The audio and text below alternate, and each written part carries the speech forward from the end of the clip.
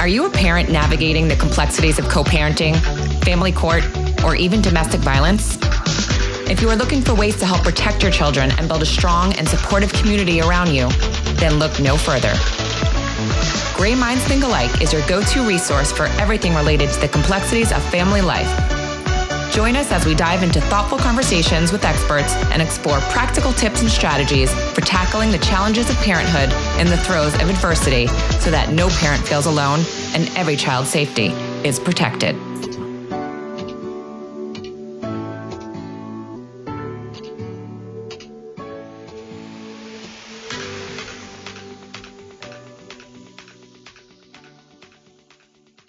Hey everyone, we have another great guest today on Gray Minds Think Alike.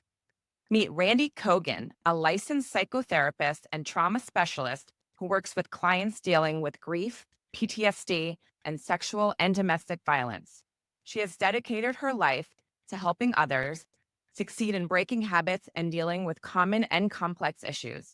Randee helps me personally as I learn to live with my grief, so I wanted to share her wisdom with the world. Hi, Randee. Thanks for speaking with us today and sharing your wealth of knowledge. Thank you for having me. I'm thrilled to be here with you. I can't wait to discuss some topics. I wanted to talk with you in particular because we know how important mental health is and finding the right specialist.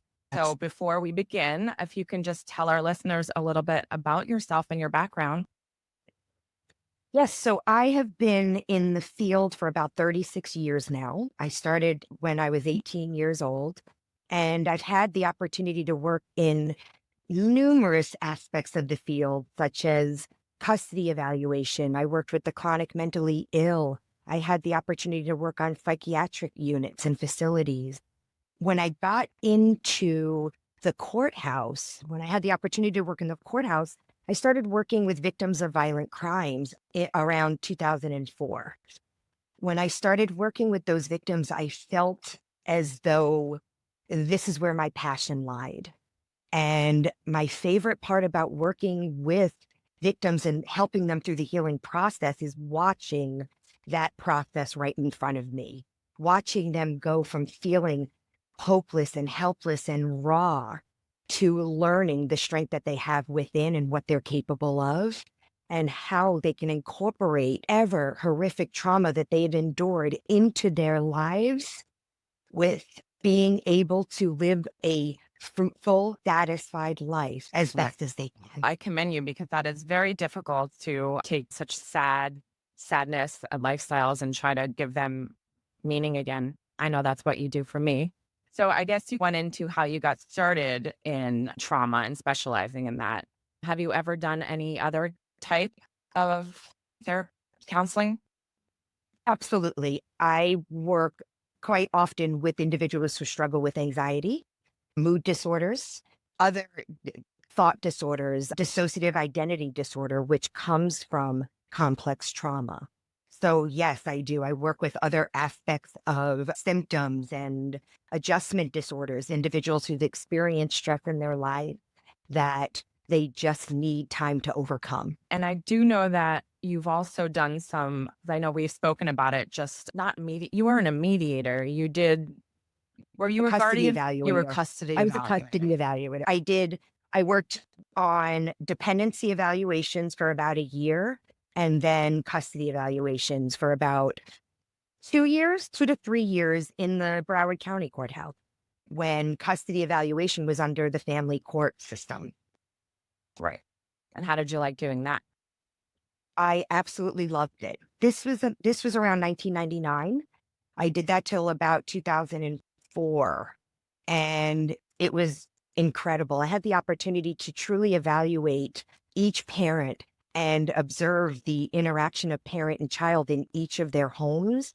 And I was able to speak to collateral sources and then come up with a recommendations report to the judge and assist the judge in the process of recommending time sharing and parental responsibility.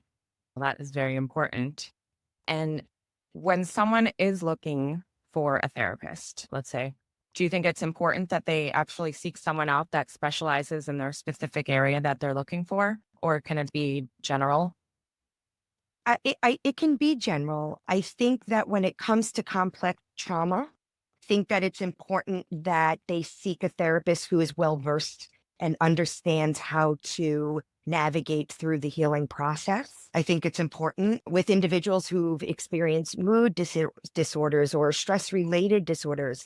I think that what's important is building rapport and feeling that they're in a comfortable and safe environment with that particular therapist. And it's okay if it's not the first therapist you meet. Right. It's okay if it's not the second therapist you meet. That individual, you need to feel like you can open up and feel a sense of emotional safety and trust. Right. When do you think someone should actually get help and talk to a therapist? Personally, I think everyone should at some point. Yes. I always recommend that it not being when they feel like they have no other options. When somebody feels symptoms coming that are not typical, anxiety symptoms, they feel that their depressive symptoms is starting to impact their daily functioning, I would absolutely recommend that they speak to somebody and find out what the source is. Good tip. Now, how would you recommend that someone find a good therapist? What kind of things should they be looking for or asking? Should they be asking questions when they interview them or meet them for the first time? Yes. So one main resource to find private practitioners is through psychologytoday.com. What I like about psychologytoday.com is they can filter through insurance, the preference of gender, what issues they want to make sure that particular therapist is versed in. They have an opportunity to see a photo, a bio, and many therapists also will offer free consultations where they have the opportunity to ask questions. I think it's important to make sure that particular therapist will meet your needs for therapy. Right. Yeah. And I always say, definitely, it is an interview process. And like you said, it's not always the first person that you go to. Sometimes Correct. you want to find that one person that you can feel ultimately comfortable speaking and telling anything to, right? So I'm sure that does Exactly. take a few tries. Absolutely. Okay, let's talk real quick about relationship, because I know that's something that is a big topic for a lot of my listeners and a lot of people that ask me questions. They're in relationships.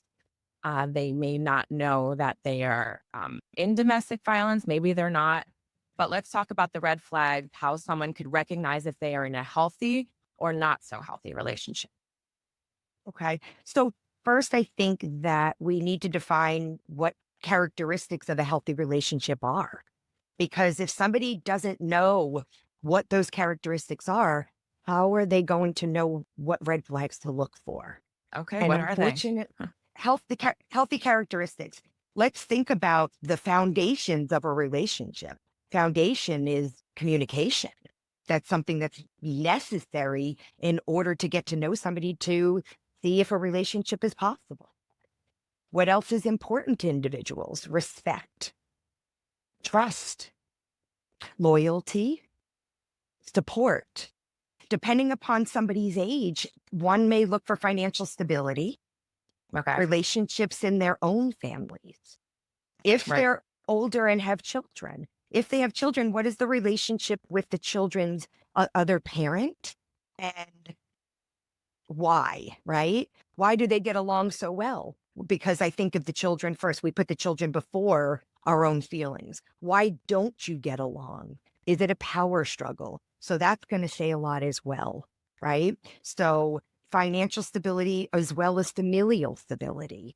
If people are younger and they're in their 20s, what kind of relationships do they have with their families? Right. So it's very important that we look at the whole gamut of what's important to me. Right. It's important to me that somebody is loyal to me. Somebody is honest, that I can trust them, that I feel like I have a team, Right. that I feel like I'm being respected, that I feel that what I am giving to the relationship, I'm also receiving. So reciprocity is important. Right. I So think a lot of those found times people are in a relationship and maybe they grew up seeing their family or their parents have some sort of dynamic and maybe look at that as to be the norm and it really isn't. So they self-sabotage or they don't think they're worthy of something else, perhaps. You're exactly right. And upbringing has a lot to do with it, right? If you were in a home where there is constant tension and chaos and yelling and conflict, you can go either way. That can become comfortable for you. And if that's comfortable, you're going to seek out those relationships as you get older. If you have an opportunity to heal from those experiences or be able to take yourself out of it and look at the situation objectively as you get older and more aware of what's going on, then you can look at for somebody who does not possess those qualities and will immediately see those qualities as red flags. Right. So how does someone recognize, like you said, the red flags, but if they're blinded by love and maybe they are getting the loyalty and the respect and some of those healthy qualities, but maybe there are also some not healthy qualities mixed in. I'm really glad you brought that up, because many times what people will do is say they possess this and this. They're communicative and they're supportive, but they're not always very honest. Okay. So they'll start negotiating or justifying some characteristics that aren't very healthy and justifying the red flags. Now, when we talk about red flags, what are we speaking of? Because let's be honest, when you meet somebody for the first time, they're not going to smack you in the face to give you an idea that they're physically abusive. They're not going to call you a name when they first meet you. So sadly, you had mentioned earlier, when you're looking for a therapist, there's like this interview, right? This formal interview. If we think about getting to know another person, there's this informal interview going on, right? That's an opportunity to get to know somebody, to see what qualities do they possess that are attractive to me or that meet my needs and values. So that's a very important time. So if you're having a conversation with somebody, when I'm working with somebody in their 20s, early 20s, and I say, if you're meeting somebody for the first time and they're starting to bring up sexual innuendos or sexual comments and focusing on that, we need to look at that as a red flag, right? Because it's really not something that should be addressed when you first meet somebody, right? So look at something like that as a red flag. When you're going to a restaurant and the hostess is seating you somewhere, and how do they treat the wait staff? How do they treat the staff there? Sounds so silly, but it's something to think about.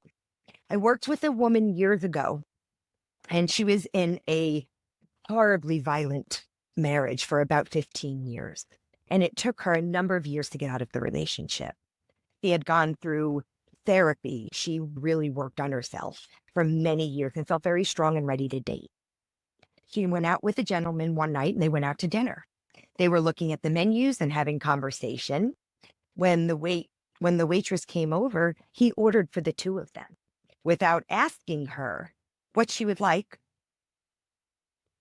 After he ordered, she put the menu down. She got up and she walked out of the restaurant because that was a red flag to her.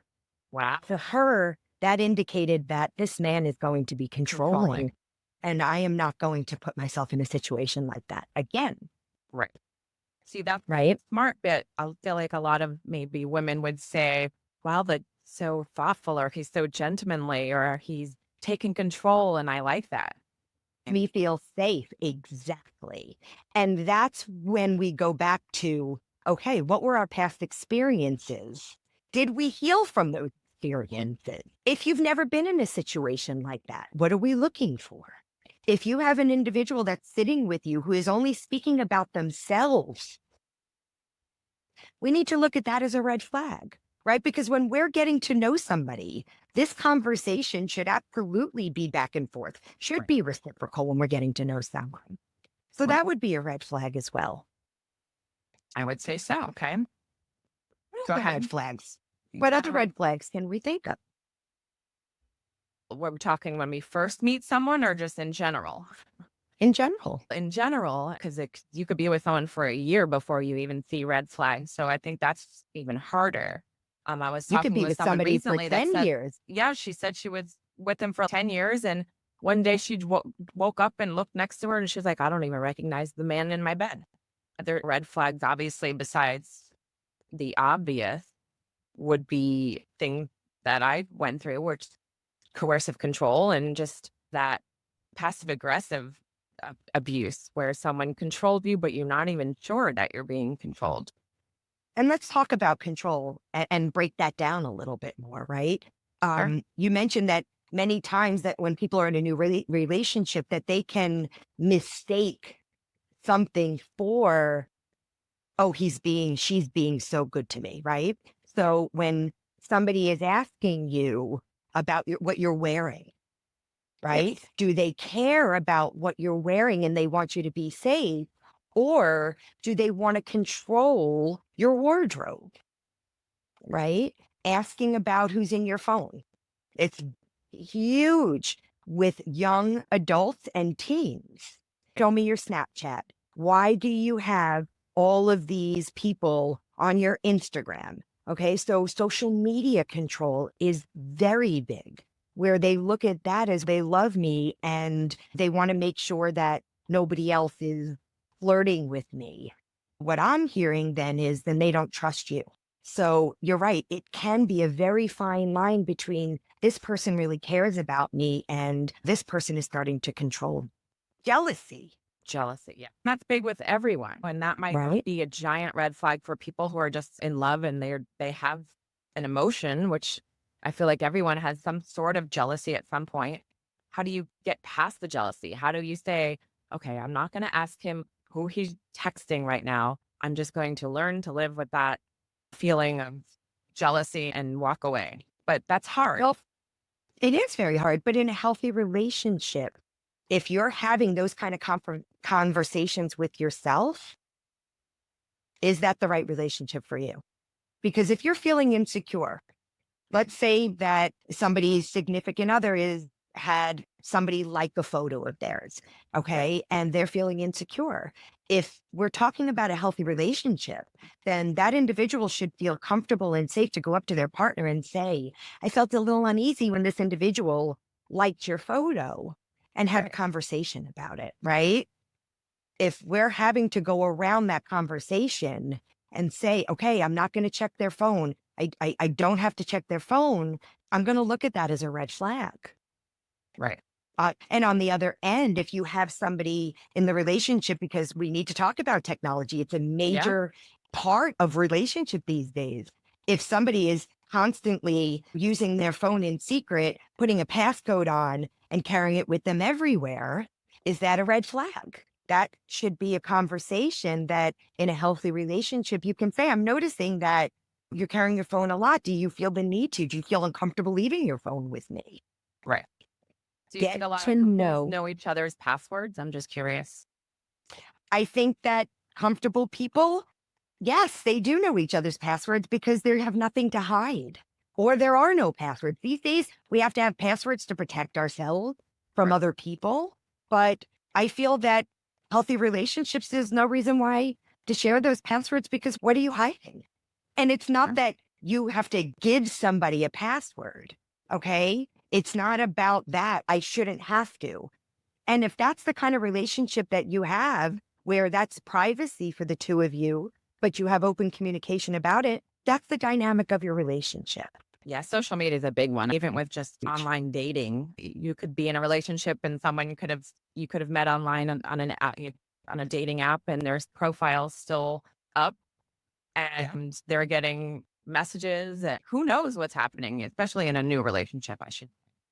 Exactly. And that's why it's so important to take the time and get to know somebody. Right. Okay. We don't want to rush that process because that process is setting the stage for the continuation of that particular relationship. Right. So it's very important to really use that time to communicate. And what do you do if the person that you're just starting dating still talks to their ex-girlfriends or ex-wives, or maybe they have children together and they have to have a relationship with their ex-wife or ex-husband. You can go both ways. Absolutely. And I think conversations about the relationship and including the partner, if it's a serious relationship, and making Right. sure that there's open communication, because that can absolutely work. There are many scenarios where divorced parents are able to communicate very comfortably and openly for the sake of the children, and significant others are a part of that. And I think that is healthy and absolutely attainable. When that doesn't happen is when one or both partners are more focused on themselves and a power struggle with that other parent rather than the child. When the focus moves away from the child, then we don't have a healthy scenario there. Now, going off topic for a second, how does one start dating again, maybe after a divorce? I'm just a couple tips. Yeah. Well, How do you get back I out there? I think it's important to identify within you, are you healed from this divorce? Is Very there true. anything from that divorce that I'm still carrying with me? And if that's the case, I would recommend working through that before bringing that into your next relationship. And not because you're carrying baggage, no. But if you have some unhealed feelings about it, we don't want that to become the foundation of the next relationship. You deserve to be happy after a divorce. You deserve to be in a happy, healthy relationship. Make sure you feel that way as well. Very smart. Yes. You definitely want to be ready to start dating, I guess you can say. Exactly. Okay, And now make going sure it's a want and not a need, right? Of course, yes. Right. Now going back to healthy and not so healthy relationships. Let's talk more about the not so healthy side. So we know what we should be looking for: the respect, the love, the communication. And you did say a couple of red flags already, but what is maybe one that someone wouldn't even think? So I know financial, any kind of control of finances is definitely a red flag. And what does that look like? When we talk about financial abuse, what does that look like? Because that's very common. You're exactly right. A red flag is when you go into the relationship working and your partner tells you, you don't need to work. I would prefer that you stayed home and took care of the home if there's no children involved. I work and I make enough for the both of us. You don't need to work. That's a red flag. Wow. If you're going to school and wanting to further your education and your partner is dissuading you from either starting or continuing, that's a red flag. Right. If you're okay, because what is that saying? Then go back to working at the job you're working at now when you want to further your degree to further your career. If your partner wants to stunt your career, Right. your partner is planning to control your financial situation. And your personal growth. No question. No But I feel like a question. lot Now, of people would, wow, I don't have to work. I can get taken care of and know that someone will be there for me. A lot of people would want that. So that's definitely a difficult, because it does take away your power. and you also have to ask yourself, is it taking away who I am? I have so many individuals coming to me saying, I lost my identity. I need to find myself again. So if you start finding yourself not being yourself, please look at that as a red flag. Because when you're in a relationship, the whole idea is that the two of you are together to lift one another and Right. support one another's growth. If that's not happening and you're feeling stuck or stunted and you can't communicate this and seek the support that you feel you need, because the person that you're going to seek support from is the very person holding you down. Let's look at that. And how do you have a conversation with that person if they are doing that? Do you just say, I'm not comfortable with that?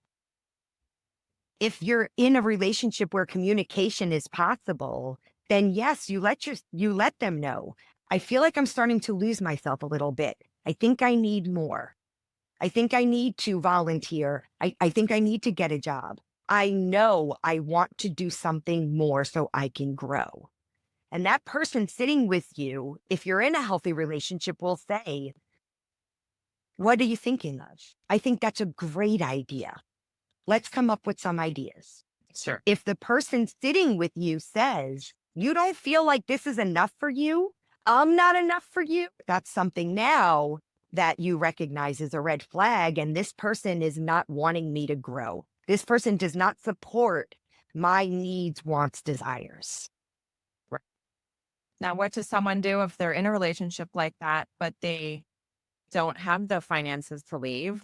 They live together, they're married. What do they do? Identify their support system. The most important thing is identifying your support system and not feeling bad that you're utilizing it. Many people, when they're in domestic violence situations, they want to protect their partner in case their partner gets better, in case they're able to work things out. So many times they'll protect their partner for a long time if they're staying in that relationship. You So in like counseling together, like couples counseling? if it's an abusive situation where that individual feels like they're being controlled, I do not recommend couples counseling at that time. Number one, typically the partner will go to appease you. They don't want to change the relationship because they're in control. So why would they want to change that relationship? Okay. So it's not going to be productive. What I recommend is that individual seeks individual therapy first. Work through their feelings and emotions and thoughts within the relationship in order to gain the strength that is already in there, in order to be able to make a decision about, is this relationship where I want to be? Is this relationship meeting my needs? Right. Going into a couple situation will not provide them with that, with an abusive person. And that abusive person should definitely seek counseling on their own to work through why they do the things that they do. They probably won't say that together. Exactly. And unfortunately, individuals who are seeking power and control in a relationship rather than what a relationship truly has to offer doesn't have the insight to change or the desire. And if they don't have that insight or desire to change, therapy doesn't exist to them. And sometimes they might not even know that they're doing things because it is a learned behavior, like we said, with family or parents. A lot of times someone maybe is abused and then that gets passed down to their child, like we see in a lot of celebrity instances. The abuse actually is, I don't want to say genetic. Learned behavior.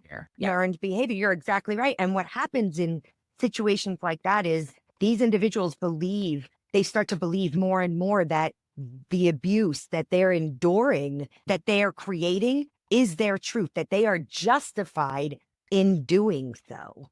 And unfortunately, because of that, that blocks the ability for awareness. Yeah, it's definitely difficult, especially when you've maybe been abused your whole life and you think that's normal. I think that. Exactly. And many times on average, it takes an individual 7 times to permanently leave a relationship. It is not easy. When you hear people who have never experienced domestic violence to say, if anybody put their hands on me, I would just leave, or I would do this, I would do that. People need to understand the mental and emotional piece of abuse. Right. Mental and emotional abuse start there. And as time goes on, the abuser makes a victim believe that they don't have options, that they don't deserve to have options. And when that happens, it's much, much more difficult to leave a situation. Absolutely. Now, do you think that someone ever graduates from therapy? Is there a certain point where you're like, okay, I think you really completed your steps and we don't need to continue. That decision is always made between myself and my client, right? Because they're the only ones who know when they're ready in terms of their strength and their feeling of independence, their feeling of value, right? So it's important that the therapist and individual make that decision as a team, Right. right? Because if I tell somebody, okay, now you're done, what am I doing? I'm telling them what to do. Exactly. And we don't want that, No. especially when they're moving through the healing process in a very healthy manner and they feel good about themselves. We want to make sure that they know that their life, their decisions. So we want to do it as a team. Okay, that's smart. Let's say someone's in therapy and they are just not seeing the benefits, or they're like, this is stupid. Not getting anything out of it. What could you tell that person to make them really understand why they're there? The one thing that I would tell them, I would question if they're ready for therapy, right? That's the first thing. How does one I would become ask them. ready? They have to want to come because they're ready to heal. They're ready to change something in their life that they feel is not working for them or is not healthy or doesn't feel good, right? It is up to that individual to seek out therapy. And if they're not ready, but they want to still be present, that's something that can be addressed between the therapist and the client. Sometimes they're not ready to talk about what happened to them. They're not ready to become vulnerable. Right. So that's an opportunity for the therapist and client to build a rapport with one another, get to know their outlets, get to know their support system. So when this individual is ready, you'll already have that information to draw from to help them jumpstart this healing process that we know is going to be difficult for them. I think that's probably the number one thing for someone that is hesitant about therapy, is that they don't want to get vulnerable. They don't want to, something might be wrong with them. They just don't want to even rehash something that might bring Right. something up. That's exactly. And many times an individual is coming in thinking that they're accountable for much of what happened in the relationship. So there's a lot of shame And guilt. and guilt. And those are probably the top two signs that I see when people are not ready to speak. And that is okay, because it is on their terms when they're ready to tell their story. And then we can address, once they feel that they're in a safe environment, like we talked about in the beginning, about finding that therapist that they feel safe. And it may take 4 or 5 sessions for them to feel safe. And that's okay, because it's our job to go at their pace. I had a woman years ago. I run a trauma therapy group, and I've run trauma therapy groups for decades. And years ago, when I was working in the courthouse, I was running a women's trauma therapy group. And I had a woman come into group, and she came every single week, did not speak. She wore a very large brimmed hat every session. Okay. And she would futz around with her purse, what's in her purse, for 5 months. This person showed up every week. And one session, somebody was talking, and this woman was ready. And from that day on, she was an active participant in group, but it was on her terms when she felt ready. And that's okay. Sure. Yeah. Sometimes it just takes that certain something. You hear something and you relate and you just want to share. Sometimes people need that space. They need that space, and they need to be given permission that they have that space to speak on their terms about their story. I was just going to say, to talk about trauma specifically, how does someone know that they went through something traumatic? What is trauma? Trauma is an experience somebody goes through where their life was threatened, or they experienced sexual violence, or they perceive their life as being threatened, or they witnessed something that has to do with a loss of life, a threat of life, or violence. It is something that they experience these trauma reactions, such as some that we're speaking of, some symptoms that we spoke of already: depression, anxiety, vigilance, hypervigilance. Trauma impacts somebody's life, their daily life, where they feel like their future life has been impacted. And what does that look like? If someone went through something traumatic, sometimes they don't even know it. They don't know it. Sometimes they're not ready to address it. Somebody can hold Sure. on to trauma for decades, Right. or they're ready to talk about it right after the trauma.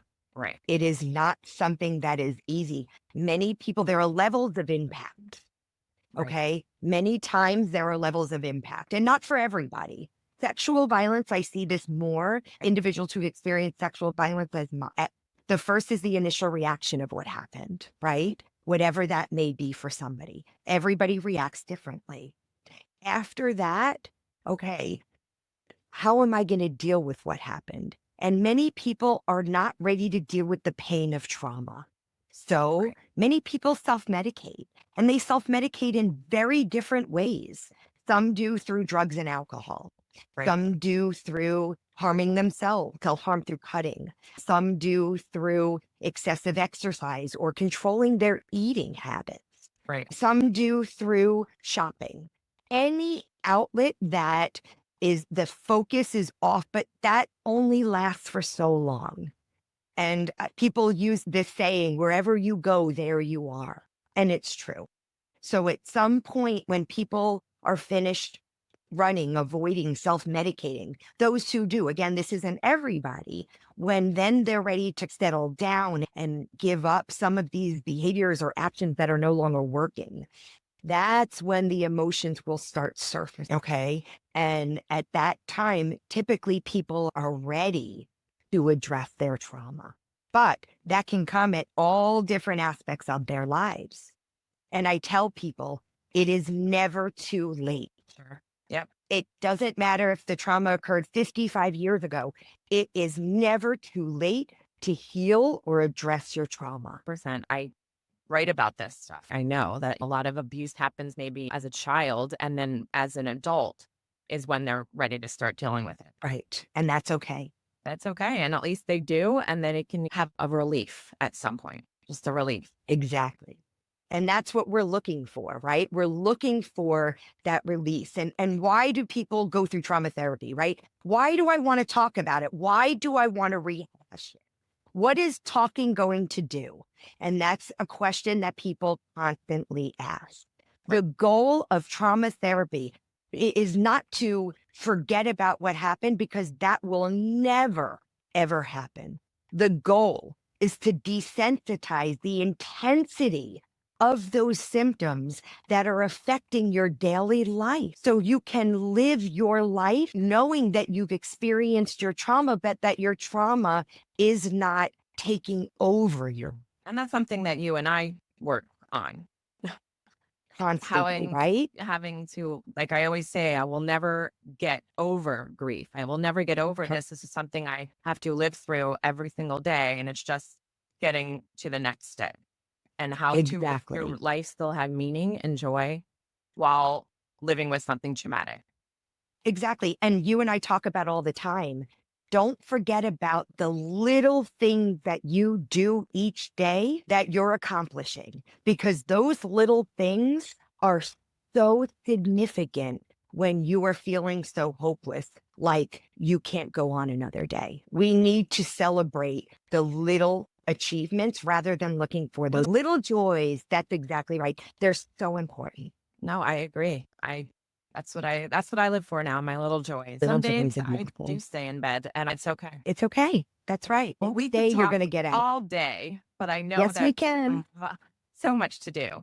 But we're definitely going to have you back, and I'm sure I'm going to have a lot of questions from my listeners for you. So maybe we can even do a Q&A sometime. I would love that. Yeah, that would be great. Is there anything else you would like to say about therapy, the importance, any tips for someone maybe that doesn't have insurance? Please don't feel it's too late. I want to say that over and over again. Please don't feel that you don't deserve. Please don't feel that just because you're out of a traumatic situation, that it's just going to be forgotten about. Please know that there is support out there for you. Individuals who struggle financially. I would like to say most, but I cannot speak for everybody, but many practitioners will do a sliding scale. They also do have online platforms, BetterHelp, Talkspace. I worked for Right. Talkspace years ago as a trauma therapist. So there are options. Right. Self-support groups. There are many support groups I out was there. going to say, even I run a trauma groups. therapy group. Facebook groups, any type of group where you can feel a sense of belonging and know you are not alone, because I Right. can tell you, you are definitely not alone. Yeah, social media is great for that as well, to just find a community of people going through something similar, or maybe not similar, but you have similar feelings.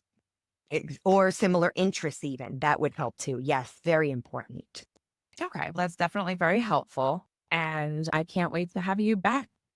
Thank you so much. I'm so happy I was able to be here with you. Me too. All right. If anyone has any questions for Randee Kogan, please, you can email me and I will get the answers for you. All right. Bye, Randee. Bye. Thank you so much. If there's someone that you want to hear from on this podcast, please feel free to send me an email. Or if you would like to be a guest, please reach out at Allie@graysonschoice.org.